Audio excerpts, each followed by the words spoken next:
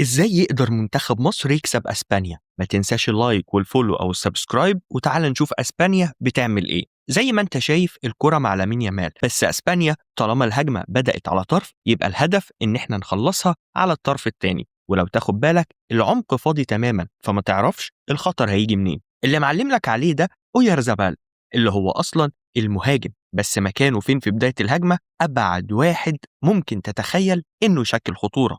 حتى قلوب دفاع صربيا بتحاول تعمل سكان يمكن يعرفوا الضربة هتيجي منين. ولاحظ تحرك أليكس باينا الجناح الشمال، هو بيثبت المدافع اليمين لصربيا عشان يعرف يحركه ويخلق مساحة في ظهره لما يحب. فيرمين لوبيز صانع الألعاب بيستلم في وسط دفاع صربيا، فالدفاع قال بس هو ده المهاجم، يلا نضغط عليه.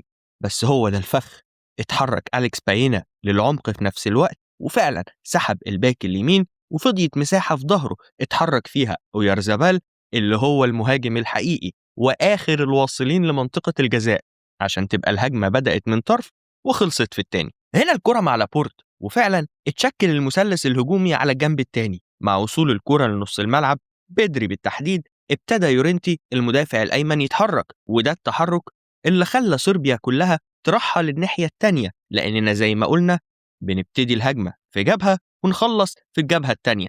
بس حصلت غلطة، مش كل منتخب صربيا رحل وفي 2 لعيبة وقفوا مكانهم، وبالتالي اتخلقت مساحة عشان فيرمين يلمح اللي بيحصل ويقرر يتحرك تحرك يفتح بيه مسار التمرير لأويارزابال في العمق، لأن برضو عارف إن اللي معاه الكورة ده مش أي حد، ده بيدري، ومش هتفوته تفصيلة زي دي. وبالفعل تمريرة واحدة في العمق من بيدري خلصت على دفاع صربيا كله، وإنهاء بتسديدة رائعة من أويارزابال. طيب الهدف الثالث هجمة سريعة، وفي ظل سوء تمركز من لعيبة صربيا محتاجش الموضوع أكتر من تمريرة واحدة من رودري.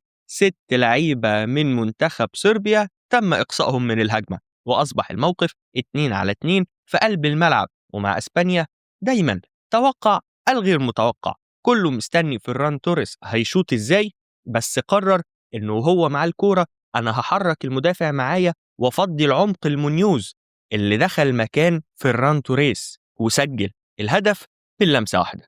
عشان نكسب أسبانيا أو حتى عشان نعمل ماتش كويس ما ينفعش نفقد التركيز، ولازم يبقى عندنا فكرة واضحة للهجوم، وإلا هنفضل نستقبل اللعب طول الوقت، وبالتالي هيجي فينا أهداف وممكن تكون كتير.